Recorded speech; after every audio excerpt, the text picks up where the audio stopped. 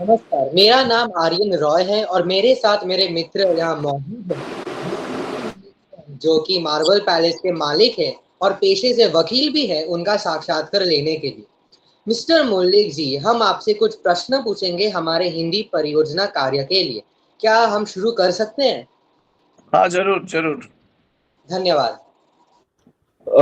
नमस्कार सर, मेरा नाम है श्रेयस साहू। मेरा पहला सवाल है कि आप एक लॉयर हैं, तो आप कानून के किस विभाग में हैं, सिविल या फिर क्रिमिनल? हम इनिशियली हम स्टार्ट किए थे क्रिमिनल प्रैक्टिस लेके, क्योंकि जब हमारे लॉ किए थे उस टाइम लॉ कंप्लीट करने के बाद 1 साल हम लोग को इंटर्नशिप करना पड़ता था। तो इंटर्नशिप के समय हमारे जो सीनियर थे तो वो क्रिमिनल प्रैक्टिस करते थे, तो उनके साथ हम 1 डेढ़ साल काम किए तो पूरा क्रिमिनली वो करते थे। तो इनिशियली मेरा एक्सपोजर क्रिमिनल लॉ लेके ही हुआ, तो हम कुछ साल क्रिमिनल प्रैक्टिस करते थे। लेकिन अभी मेरे फिलहाल जो है वो हम कॉरपोरेट लॉ, सिविल लॉ लेके करते हैं, उसके बाद मेडिकल नेग्लिजेंस रिलेटेड केसेस करते हैं, डाइवोर्स मैटर करते हैं, तो लैंड मैटर्स करते हैं, तो अलग अलग एरिया है के काम करते हैं। मेरे एक टीम ऑफ लॉयर्स है जो कुछ कुछ स्पेशलिस्ट है कुछ कुछ एरिया में, जो उनको हम काम देते हैं, वो एक टीम करके हम लोग काम करते हैं। धन्यवाद सर। सर, मेरा दूसरा क्वेश्चन है कि आप कानून और रूल्स के बदलाव से कैसे अप टू डेट रहते हैं? हम लोग को क्या होता है कि लॉ में नया नया जजमेंट्स होता है, नया कानून बनता है, तो इसके लिए हम लोग को लॉ जर्नल्स निकलते हैं। हर एक मंथ में अपडेट होता है, वेबसाइट्स में अपडेट आता है। हम लोग को सब्सक्राइब करना पड़ता है हर एक वेबसाइट का, जहाँ से जो नए नए सुप्रीम कोर्ट के जजमेंट्स होते हैं, जो हम लोग केस में रेफर कर सकते हैं, हाई कोर्ट्स का केस का जो जर्नल्स होते हैं, जिसको हम लोग केस में रेफर कर सकते हैं। पहले क्या होता था कि सब किताब पढ़ के हम लोग को देखना पड़ता था, लेकिन अभी सब बहुत इजी हो गया है कि हम लोग को कुछ भी सब्जेक्ट लेके हम लोग कुछ भी ढूंढते हैं, तो हम लोग को उसको लेके इजीली हम लोग को मिल जाता है। कि हम यदि बोलते हैं कि हमको कोई पर्टिकुलर सेक्शंस के ऊपर केस ढूंढ रहे हैं, तो वो सेक्शंस डाल देते हैं, तो उसका रेलेवेंट जजमेंट्स आ जाता है, जो जिसमें बहुत आसान हो जाता है। धन्यवाद सर। हम्म। अगला प्रश्न मेरा होगा। आप या। कार्य क्षेत्र के प्रॉब्लम्स को कैसे संभालते हैं?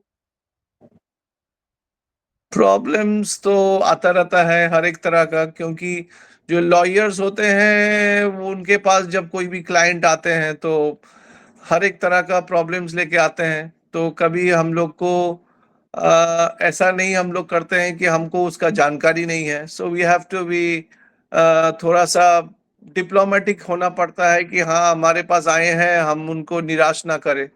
तो कुछ कुछ सब्जेक्ट्स जो, क्योंकि कानून बहुत वास्ट सब्जेक्ट है, सबको सब कुछ का जानकारी नहीं होता है, तो कभी कभार क्या होता है कि हम लोगों को वो जो सब्जेक्ट लेके उन्होंने हमारे पास आए होंगे, हो सकता है कि हम उसमें स्पेशलिस्ट नहीं है। तो तभी क्या होता है कि हम लोग स्पेशलिस्ट जो है उनके साथ एक कॉन्फ्रेंस ऑर्गेनाइज करते हैं, जो रेगुलर वो उस तरह का केसेस करते हैं, तो फिर वो उनको हेल्प करते हैं। तो उस हिसाब से हम लोग हर तरह का प्रॉब्लम्स को हैंडल कर पाते हैं। तो क्योंकि कानून रेगुलर चेंजेस हो रहा है, नया नया कानून आ रहा है। अभी जैसे डिजिटल्स का जमाना में आ गया, अभी साइबर लॉ आ गया है, आज फोन में फ्रॉड हो रहा है, सब जगह से ये हो रहा है। तो ये सब पहले जमाना में नहीं था। सो अभी ये सब को अपडेट करना पड़ता है अपने आप को। जैसे कि कोई भी किसी को आज फोन में बैंकिंग लेके कोई फ्रॉड हुआ, या कुछ भी ऑनलाइन ट्रेडिंग में कुछ भी ये हुआ, तो ये सब का लिए साइबर का लॉ जानना जरूरी है। तो इसमें यदि हम लोग को किसी का भी जानकारी को लेके प्रॉब्लम है, तो हम लोग वो स्पेशलिस्ट को हेल्प लेते हैं। धन्यवाद सर। हाँ, तो नो मेरा इश्यूज। आपसे ये सवाल है कि आपका पहला केस क्या क्या था और कैसा था सर? देखिए, हम तो लॉ किए बहुत साल पहले, 25 साल का लगभग होने जा रहा है। अब पहला केस का तो याद रखना मुश्किल है, क्योंकि उस टाइम जब हम क्रिमिनल प्रैक्टिस किए थे तो केस तुरंत मिलना बहुत मुश्किल है। क्योंकि आज कोई भी नया लॉ प्रोफेशन में ज्वाइन करता है तो अचानक तो कोई केस नहीं देगा। वो जानते हैं कि वो ऐसे लोगों को हाथ में देंगे जिसमें उनका केस में जस्टिस हो, वो ठीक से उनको हैंडल कर पाए। तो इसीलिए झट से केस मिलना बहुत मुश्किल हो जाता है। लेकिन क्या होता है कि जब किसी सीनियर के पास हम लोग काम सीखते हैं, वहाँ पे उनसे ट्रेनिंग लेते हैं, तो वही हम लोगों को मौका देते हैं कि काम सीखने के लिए। तो हम जब क्रिमिनल केसेस तब हैंडल करते थे, तो वो हर तरह का नया किसी को कोई क्रिमिनल मैटर्स लेके आए हैं, तो हमको बोले कि आप एक चिट्ठी बनाओ, वो ड्राफ्ट बनाओ, फिर वो अपना करेक्शन कर देते थे, अपना जो गलती है उसको दिखा देते थे, जैसे कि हम फर्दर कोई गलती ना करें। तो ऐसे ही हम लोग वो केसेस हैंडल करते हैं। तो अभी एग्जैक्ट याद नहीं क्या केसेस हम लोग हैंडल किए हैं, क्योंकि मेरे जो सीनियर थे वो क्रिमिनल मैटर्स में आज मर्डर केसेस भी हैंडल करते थे, और कोई कोई फॉर्जरी हुआ, कोई चीटिंग केसेस हुआ, हर तरह का जिस तरह का क्रिमिनल केसेस होता है तो वैसा हैंडल करते थे। तो हर एक स्टेज में, जैसे हम स्टार्ट किए थे लोअर कोर्ट से, सो लोअर कोर्ट में क्या होता है कि इनिशियल केस का स्टार्टिंग होता है। कोई भी किसी का एग्रीव्ड होता है, वो पहले लोअर कोर्ट में जाके अपना केस का एफआईआर लॉन्च करते हैं, कंप्लेन करते हैं पुलिस को, फिर पुलिस अपना इन्वेस्टिगेट करते हैं, फिर कोर्ट में केस जाता है, स्टेप बाय स्टेप काम होता है। तो इनिशियली तो यही हम लोग सीख रहे थे।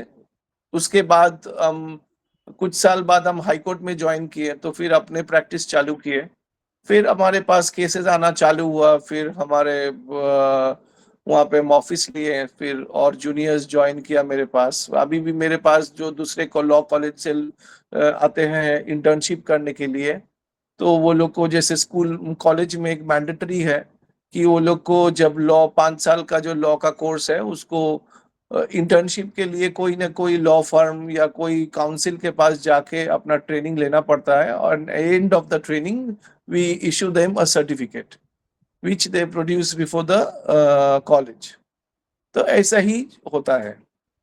हमने सवाल से ज्यादा ही उत्तर दे दिया है आके, सो कोई बात नहीं सर, इट्स ओके। यस धन्यवाद यस सर। मेरा दूसरा प्रश्न आपसे ये है कि आपके लिए सबसे चैलेंजिंग केस कौन सा था सर? हमारे पास हर एक तरह का चैलेंजिंग केसेस ही आता रहता है। मींस कभी कभार ऐसा केसेस आता रहता है जो आउट ऑफ द ब्लू आता है। कोई रेफर किया था, किसी का डाइवोर्स मैटर था, तो डाइवोर्स मैटर में ऐसा हुआ कि वो म्यूचुअल डिवोर्स हो गया। तो 10 साल बाद उनको जो एक कॉपी का दरकार हुआ, जो डिवोर्स का ऑर्डर का कॉपी उनको उन्होंने नहीं उठाया था। उन्होंने ट्रस्ट के ऊपर, उन्होंने डिवोर्स हो गया, उन्होंने भी पता चल गया कि हाँ हमारा डिवोर्स हो गया, तो वो उनका हस्बैंड सिंगापुर में रहते थे और वो रहते थे बैंगलोर में। तो अचानक उनको कुछ प्रॉब्लम्स हो गया फैमिली में, तो उनको चैलेंज किए उनके जो उस टाइम का हस्बैंड, उन्होंने चैलेंज किए थे कि आपका जो डिवोर्स हो गया तो you show me the order. तो 10 साल हो गया है, 10 साल पुराना ऑर्डर उनको कहाँ से मिलेगा? और जिनसे डिवोर्स हो गया था वो भी सिंगापुर में रहते हैं, यहाँ नहीं रहते हैं। And the divorce took place in Calcutta. So at the time some friend of mine referred her to me कि ऐसा उनको डिवोर्स हो गया था, लेकिन आपके पास यदि आप निकाल सकते कुछ। सो आई ट्राइड माई बेस्ट, लेकिन हमने निकाल नहीं पाया उसको, उनका ऑर्डर का copy. And she was in such a case, लेकिन बोले कि हमारा तो कोई उपाय नहीं बचा है, हमको सुसाइड करना पड़ेगा ये सब, क्योंकि मेरा ऐसा हालत हो गया है कि हमारे हस्बैंड के पास भी हम फ्रॉड हो गए हैं कि ऐसा डिवोर्स हो गया है, लेकिन सच्चाई में हुआ था, I have not kept a copy. तो एक तो ऐसा तरह का आया था, लेकिन it was not actually a case type of a thing, but it's a type of a, माने क्या बोलेंगे हम, एक अजीब सा ये। लेकिन क्रिमिनल केसेस हमने, कुछ मर्डर केसेस था जिसने हमने हैंडल किया था, तो उसमें थोड़ा सा क्रिटिकल केस था। तो वो किए थे, एक माने एलिगेशन था, एक बिल्डिंग कोलैप्स किया था, एक बिल्डिंग कोलैप्स किया था, तो the case was against the promoter and और कुछ लोग उसमें फंसे थे। तो उसमें जो बिल्डिंग कोलैप्स किया था उसमें लोग थे, जब कोलैप्स किया दे वर देयर, एंड उसमें बहुत लोग मारे गए। सो उस टाइम में क्रिमिनल एक केस किया गया था। फिर कुछ सुइसाइड केसेस था, जिसमें जो सुइसाइड नोट में एक जन को ये किया गया था। तो उस तरह का क्रिमिनल केसेस हुआ है। तो उस सब लेके हम लोग किए हैं, हैंडल किया है। हाँ धन्यवाद सर। हाँ नमस्ते सर, मेरा नाम लारे बजात खान है और मेरा आपसे यह सवाल होगा हाँ। कि आप एक लॉयर हैं और मार्बल पैलेस के ओनर भी। इस प्रोफेशन के बावजूद आप इस पैलेस का कैसे ध्यान रखते हैं? वेल अभी तो रिसेंटली हमने इसमें इन्वॉल्व हुए हैं, क्योंकि यहाँ पे क्या है कि मार्बल पैलेस में ओनर हिसाब से क्या है कि it's a joint owner, it's a joint family का प्रॉपर्टी है। तो यहाँ पे जो फाउंडर हैं राजा राजेंद्र मलिक बहादुर, हम उनसे 7th जनरेशन है। सो पहले मेरे दादाजी देखभाल करते थे। So they were 7 brothers, they used to take care. So I had no role to play at the time. उसके बाद मेरे फादर, मेरे चाचा लोग देखभाल करते थे। तो हम हमारे प्रोफेशन में इन्वॉल्व थे। तो हमारे फैमिली मेंबर के रहते हैं बस, ठीक है। हमारे कोई रोल्स नहीं था देखभाल करने का। जैसे लास्ट ईयर मेरे फादर का डेथ हो गया, तो उसके बाद हम ट्रस्टी हो गए। तो अभी क्या है कि मेरा अभी रोल इम्पोर्टेंट हो गया है, क्योंकि I am one of the decision maker of the house. तो इसीलिए मेरे अंकल्स अभी 3 हैं और हम हमारे जनरेशन में बड़े हैं, और आफ्टर माय फादर हम ट्रस्टी हुए हैं। तो अभी क्या है कि मेरा अभी इन्वॉल्वमेंट बढ़ गया है। तो इसीलिए दोनों को बैलेंस करना पड़ता है। अभी प्रोफेशन को भी देखना पड़ता है, घर का भी देखना पड़ता है, मल्टीटास्किंग करना पड़ता है, उपाय नहीं है। धन्यवाद सर। मेरा हाँ। अगला सवाल आपसे ये होगा कि मार्बल पैलेस की डिज़ाइन के बारे में हमें कुछ बताइए और आपके यह किस प्रकार से स्पेशल है? फिर मार्बल पैलेस बना था 1835 में बाय राजा राजेंद्र मलिक बहादुर, और उनका जो बनाए थे वो व्हेन ही वाज वो 16 साल की उम्र के थे। तो उस टाइम उनका पिताजी का देहांत हो गया था जब उनका 2 साल उम्र थे। तो उस टाइम उनके साथ सर जेम्स स्टुअर्ट हॉग, जिसके नाम पे आपका न्यू मार्केट है, हॉग मार्केट बोलता है।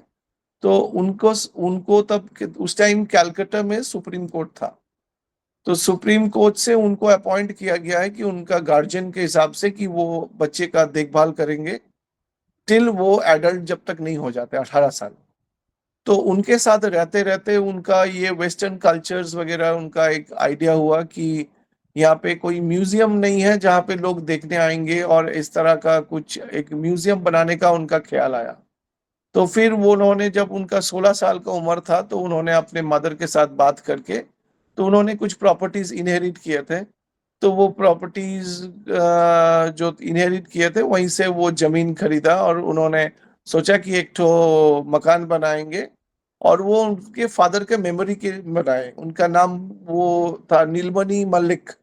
तो उनके नाम से वो एक मकान और गार्डन वगैरह बनाए, उनके नाम किए नीलमणि निकेतन। लाइक जैसे शांति निकेतन है, वैसे नीलमणि निकेतन नीलमणि मल्लिक के नाम से। निकेतन मीन्स द गार्डन जो है।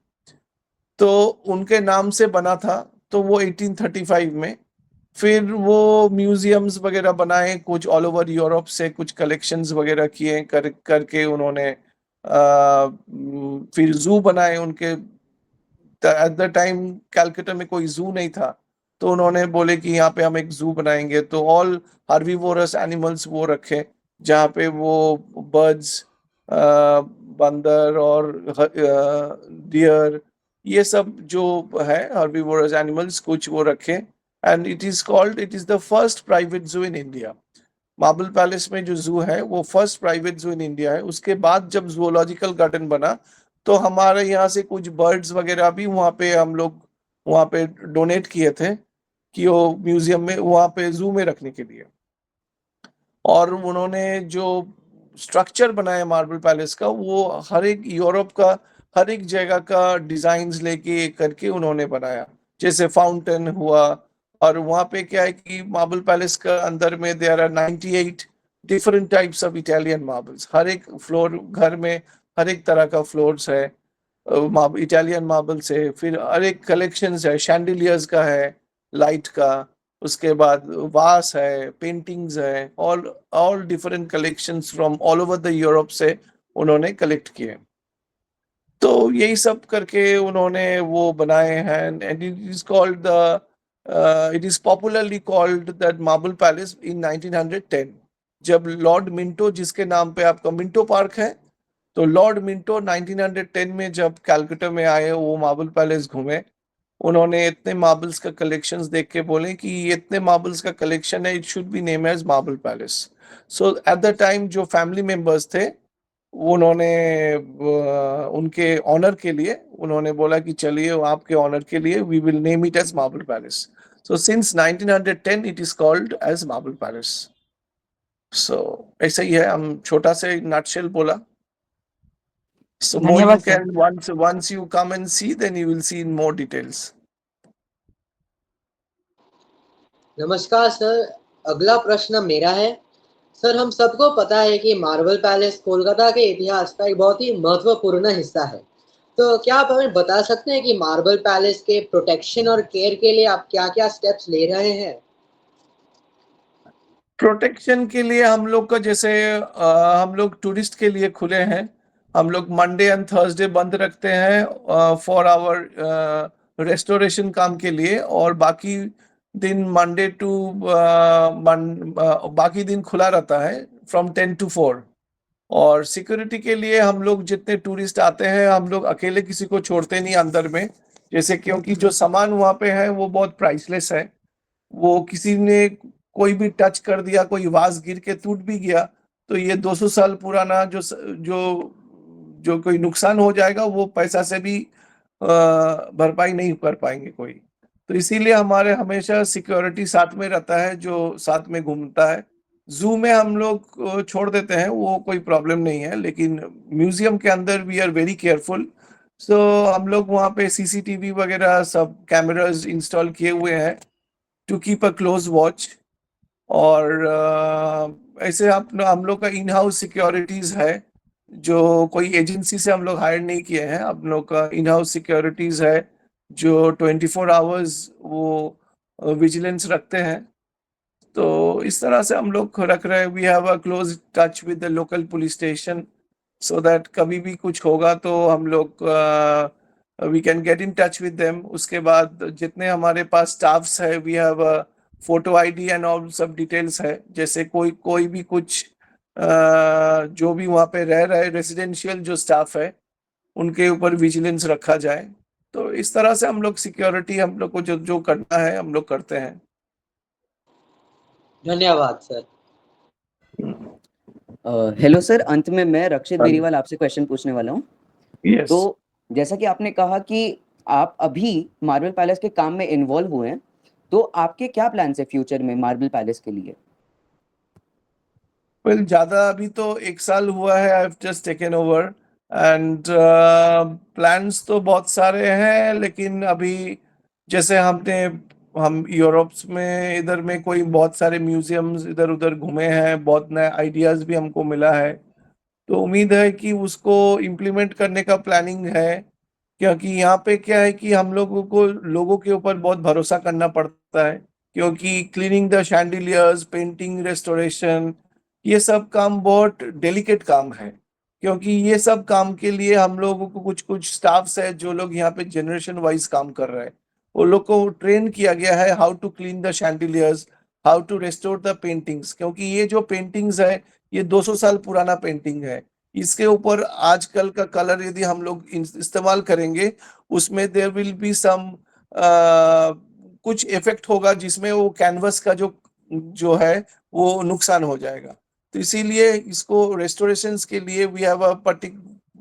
अलग से रेस्टोरेशन टीम है जो इसको देखभाल करता है तो उस तरह से हम लोग जैसे इसको प्रोटेक्ट कर सके अपडेट होना ये सब का प्लान्स है जैसे कि ये चीज को और हम लोग ठीक रख सकते हैं नया टेक्नोलॉजीज को अपना सकते हैं क्योंकि हमारे दादाजी का समय में एक तरह का ख्यालात के लोग थे अभी फादर के समय में they are all in 60s and 70s में है तो वो एक पुराने सोच का है तो हमारा इच्छा है कि नया कुछ आइडियाज इम्प्लीमेंट किया जाए जैसे कि ये और 100 साल के लिए रहे और कोई भी नुकसान ना हो और लोग आए इसका मीन्स लाभ उठाएं क्योंकि ये जो म्यूजियम बनाए हैं हमारे फोरफादर ने, ये चाहते थे कि लोग आके देखें। फिर हम लोगों को वहाँ पे एक मंदिर है, जगन्नाथ जी का मंदिर है, वही हम लोग का घर का ओनर है, क्योंकि उन्हीं के नाम पे उन्होंने सब कुछ, जो घर है ये है, सभी उन्हीं के नाम पे करके गए हैं। उन्होंने बोले कि आप लोग जो फैमिली मेंबर्स है वो you are the caretaker, you will take care, you will enjoy the privilege, आप रहेंगे, आप एंजॉय करेंगे, लेकिन आपको इसका देखभाल करना पड़ेगा। और वहाँ पे जो गार्डन है, जू है, सभी रखना रखना है ठीक से। वहाँ पे फिर वो उन्होंने एक फ्री किचन किए थे 18 से, ये हम आपका सवाल से ज्यादा ही बोल रहे हैं कि 1876 में एक तो ओडिशा फेमिन हुआ था, उस टाइम उन्होंने एक फ्री किचन किए थे, जिसके वजह से रोज 10-15 हजार लोग को खिलाया जाता था। तो उसके लिए he was given the Raja Bahadur title by the British government उस time. So he is called the Raja Rajendra Malik Bahadur. He was called the Raja Bahadur because of his service towards the poor. So उसके बाद 1876 onward he wanted to continue that feeding of the poor. उन्होंने अपना will बनाए, will में mention करके गए कि जब तक ये रहेगा, मार्बल पैलेस रहेगा और मेरे फैमिली रहेगा, ये feeding of the poor will continue. तो उन्होंने एक प्रॉपर्टी रखे गए हैं, वहां से जितने रेवेन्यू रेंट्स आते हैं we spend for this cause. तो अभी भी हमारे घर में रोज मंदिर में दोपहर में जब आरती होता है 1-1:30 बजे, उसके बाद हमारे लोग का एक गेट है वो हम लोग खोल देते हैं, उसके बाद जितने लोग चाहें वो आके लंच कर सकते हैं। सो अभी भी रोज daily around 300-400 people have their lunch every day, 365 days since 1876. So that was the founder's wish, and he wanted the family members should continue, and he thought that कि कभी भी ऐसे फंड का प्रॉब्लम ना हो, इसीलिए वो प्रॉपर्टी भी छोड़ के गए कि इससे जो भी होगा ऐसे देखभाल होना चाहिए। तो यही सब प्लान्स है मेरे, जो जैसे उनके सपने थे वो जैसे ठीक से रख पाए, यही सब है अभी तक। Sir that was an amazing answer. And में मैं बस आपसे ये पूछना चाहूंगा कि क्योंकि हम सारे बच्चे 9 में और अभी हम लोग एक प्रोजेक्ट कर रहे हैं, तो आप हम बच्चों को क्या मैसेज देना चाहेंगे? वेल मैसेज के हिसाब से तो it's a very good thing that you are, जैसे आपने हमारे करियर के बारे में जानना चाहे हैं, तो वो उससे आपका करियर का एक दिशा खुलेगा यदि आप लीगल प्रोफेशन में आना चाहे तो। बहुत सारे कैलकाटा बॉयज के स्टूडेंट हैं जो हाई कोर्ट का जज बन चुके हैं, सुप्रीम कोर्ट का जज बन चुके हैं, अभी भी सिटिंग जज भी बहुत सारे हैं कैलकाटा में। कैलकाटा हाई कोर्ट का जो सिटिंग जज है, जो अभी भी कैलकाटा बॉयज का एक स्टूडेंट है। बहुत सारे कैलकाटा बॉयज का स्टूडेंट्स है जो अभी लीगल प्रोफेशन में अच्छा कर रहे हैं। तो हमारे तरफ से मैसेज रहेगा कि आप लोग कभी चाहे तो अपने स्कूल में कोई करियर काउंसलिंग वगैरह का आप लोग टीचर को बोल सकते हैं कि जहाँ पे आप लोग करियर काउंसलिंग का कुछ ऑर्गेनाइज करें, जहाँ पे एक एक करियर को चूज करने के लिए आप लोगों को आइडियाज दिया जाएगा, जैसे कि you can decide on which side you will go. क्योंकि अभी लॉ जो है वो बहुत जगह चेंज हो रहा है, पहले की तरह नहीं है। बहुत सारे लॉ कॉलेजेस बन रहे हैं, जैसे कि लोग अभी आना चाहता है ये प्रोफेशन में, पहले जैसा नहीं है, अप टू डेटेड हो रहा है। बहुत अच्छा अच्छा बेस्ट यूनिवर्सिटीज भी बन चुके हैं बैंगलोर में, इधर में बहुत ऑल ओवर इंडिया, आउटसाइड में भी, इंटरनेशनली बहुत सारे लॉ कॉलेजेस बन चुका है। So you can choose your profession और and moreover I can give your message कि आप लोग जो हेरिटेज लेके पूछे हैं वो हेरिटेज को भी आप लोग विजिट करिए। You can give an awareness to your friends and your generation should give respect to this heritage, क्योंकि यही हम लोगों को वेल्थ है। आज जब आप जब यूरोप में जाएंगे घूमने, आप देखेंगे कि लंदन में हम लोग को हाफ ऑफ द इंडिया पूरा लूट के लेके चला गया है। When you go to and see the British Museum, you will see हम लोग का इंडियन सारे कुछ वहां पे है। टीपू सुल्तान का चेयर तक लेके हर तरह का कोहिनूर सब कुछ चला गया इंडिया से, वो लोग लूट के लेके गया है। अभी भी हम लोग को जो भी हमारे देश में अभी भी मौजूद है उसको जैसे रख सके हम लोग। आप लोग फ्यूचर है देश का, जैसे कि आप लोग के ऊपर देश चलेगा, तो आप ही लोग डिसाइड कर पाएंगे कि किस दिशा में आप लोग जाना चाहते हैं और किस तरह से आप लोग इसको रख सकते हैं। So all best wishes to you and wish you all the best for your future. Looking forward to meet you sometime. Thank you, sir. Surely, sir. Thank you, So sir. that was an amazing answer again. Thank you, sir. And thank you, sir. धन्यवाद, sir.